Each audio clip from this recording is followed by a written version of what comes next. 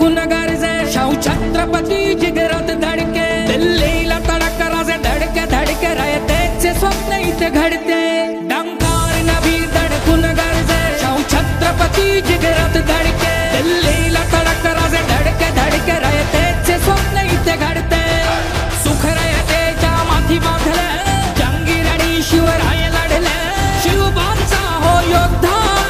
शाहू छत्रपती आमचे सभा आहे आपली जाहीर सभा या विभागातली ही हलकर्णीत तुम्ही घ्यायचं का ठरवलं तर हा निर्णय आम्ही याच्यासाठी घेतला की हलकर्णीच्या व्यासपीठावरून जेव्हा शेवटची सभा होते त्यावेळी त्याचं रूपांतर हे नक्की विजयात होतं हा कुपेकर साहेबांचा अनुभव आहे सगळे म्हणतात की ही निवडणूक राहुल गांधी आणि नरेंद्र मोदी यांच्यामध्ये आहे मी आता सांगेन की राहुल गांधींनी विद्याधर इथं यायची गरज नाही ही निवडणूक नरेंद्र मोदी आणि जनतेच्या मध्ये लागलेली आहे आणि कोल्हापूरची जनता जेव्हा ठरवते त्यावेळी समोरच्याला चितपट केल्याशिवाय राहत नाही हा इतिहास आहे आज ही सभा चालू असताना बरोबर 8:30 वाजता अजान झालं आणि मला आठवतंय की कायमस्वरूपी जेव्हा माझे वडील कुपेकर साहेब भाषणाला उभे राहायचे त्यावेळी अजान व्हायचं आणि अजान झाल्यावर ते नेहमी म्हणायचे की हा शुभ शकुन आहे हा शुभ शकुन आहे आणि नक्कीच महाराज नुसतं विजयी होणार नाही तर प्रचंड मताधिक्यानं विजयी होणार याची ही निशाणी होती असं आमच्या सगळ्यांचं म्हणणं आहे माझ्या आधी अनेक वक्त्यांनी बोललेलं आहे की निवडणूक एवढी मोठी महत्वाची काय आहे खरोखर एक ऐतिहासिक लोकसभेची निवडणूक आहे आणि अगदी शेवटच्या टप्प्यावर येऊन पोहोचलेली आहे ऐतिहासिक ह्याच्यासाठी आहे की या देशातली लोकशाही जिवंत राहणार आहे की नाही ठरवणारी निवडणूक आहे छोटंसं उदाहरण तुम्हाला सांगतोय आता माड्यामध्ये अभिजित पाटलांचं जर तुम्हाला आठवत असेल 5 दिवसापूर्वी ते विठ्ठल सहकारी साखर कारखाना चालवतात माड्यामध्ये शरद पवार साहेबांचे कट्टर समर्थक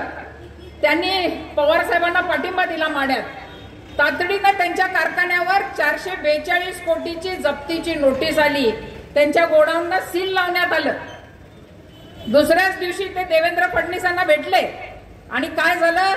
त्यांनी देवेंद्र फडणवीसांच्या उमेदवाराला पाठिंबा जाहीर केला काल तुम्ही टीव्हीवर बघितलं असेल नोटीस त्यांची मागे घेण्यात आली आणि सील त्या कारखान्याचं काढण्यात आलं ही कशा प्रकारे देश चाललाय हे सगळ्यांनी लक्षात घ्या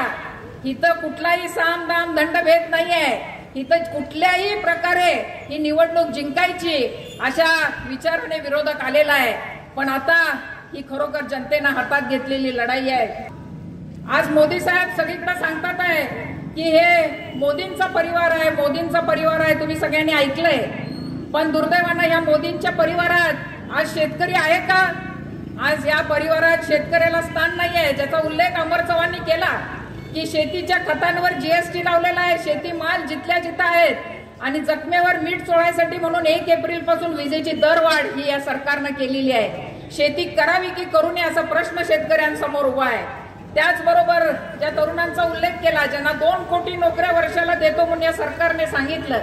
त्या तरुणांनी आज आपल्या ज्या डिग्री आहेत त्या सगळ्या कपाटात टाकलेल्या आहेत आणि शेतमजुरी करत आहे हा बेरोजगार जो तरुण आहे आज वैफल्यग्रस्त झालाय या मुलांची लग्न पण होत नाही आहेत व्यसनाधीन होणारा हा तरुण आज हा मोदींचा परिवार नाही आहे का हा विचारण्याचा आज वेळ आलेली आहे आमच्या महिलांची आज संसार कसा करावा गॅस सिलेंडरचे भाव असतील खाद्यतेलाचे असतील या सगळ्यामुळे महिला त्रस्त आहेत त्यामुळे या देशात ना शेतकरी सुखी आहे ना तरुण सुखी आहे ना महिला सुखी आहेत या देशात सुखी आहे तो फक्त मोठा उद्योगपती सुखी आहे आज या शेतकरी आत्महत्या करतोय पण या शेतकऱ्यांना कर्जमाफी या देशात मिळत नाहीये याचा अर्थ कर्जमाफी होत नाही असा आहे का या देशात कर्जमाफी होते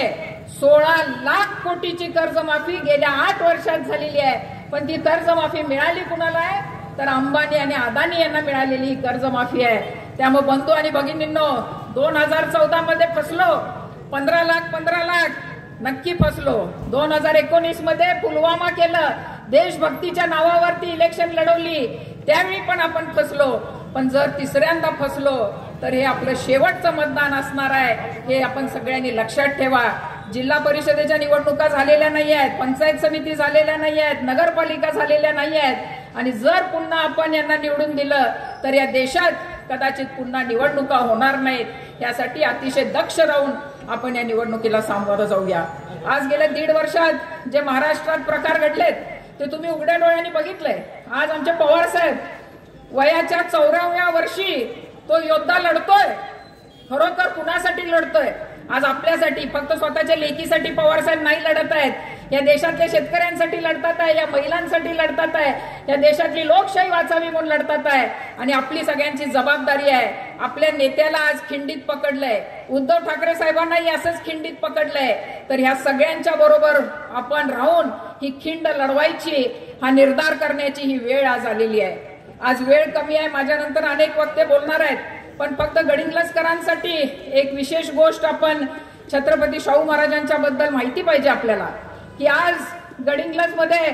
जे मराठा गरीब मुलं शिकावी म्हणून शिवाजी मराठा बोर्डिंग असू देत, किंवा लिंगायत समाजातली मुलं शिकावी म्हणून बसवेश्वर बोर्डिंग असेल, हे सगळे शाहू महाराजांनी दिलेल्या जमिनीत उभे राहिलेले हे बोर्डिंग आहेत. याची आपण सगळ्यांनी जाण ठेवली पाहिजे. त्याचबरोबर MR हायस्कूल असेल किंवा जे 100 खोटांचा दवाखाना आहे, हेही सगळं शाहू महाराजांनी दिलेल्या जमिनीवर उभं आहे. याची आपण सगळ्यांनी आज कुठंतरी त्याची ऋण हे आपल्यावर आहे, त्याची जाणीव ठेवावी. जे मोठं क्रीडांगण स्टेडियम येणार आहे तेही शाहू महाराजांनी दिलेलं आहे. आता मला सांगितलं की हलकर्णीमध्ये पेयजल योजनेसाठी 2 गुंठे जागा पाहिजे होती, ती महाराजांनी दिली. अनेक शेकडो एकर जमिनी या इथं महाराजांनी 1 पैशाचा मोबदला न घेता गेलेल्या आहेत. अतिशय चांगले उमेदवार घेऊन आपण तुमच्या समोर आलोय, निष्कलंक आहेत. या सगळ्या ऋणातून उतराई करायची असेल तर 7 मे ही तारीख आहे. आपण सगळ्यांनी लक्षात ठेवा, आम्ही वेगळ्या वेगळ्या गटाचे लोक आहोत, पण ह्यावेळी या देशातली लोकशाही वाचवायसाठी, महाराष्ट्राचा स्वाभिमान वाचवण्यासाठी आम्ही सर्वजण एकत्र आलोय. त्यामुळे 7 मेला हात हे चिन्ह घेऊन महाराज साहेब उभे आहेत. या चिन्हासमोरचं बटन दाबायचं आहे आपण. आणि नुसतं शाहू महाराजांना आपण पाठवत नाहीये, तर शाहू फुले आंबेडकरांचा विचार आपण दिल्लीत पाठवतोय, कोल्हापूरचा आणि महाराष्ट्राचा स्वाभिमान दिल्लीत पाठवतोय. म्हणून नुसतं साधं मताधिक्य नाही, तर एका राजाला सोबेल असं प्रचंड मताधिक्य देऊन आपण आपल्या हक्काचा खासदार दिल्लीत पाठवूया, एवढं सांगते. माझे 2 शब्द संपवते. धन्यवाद.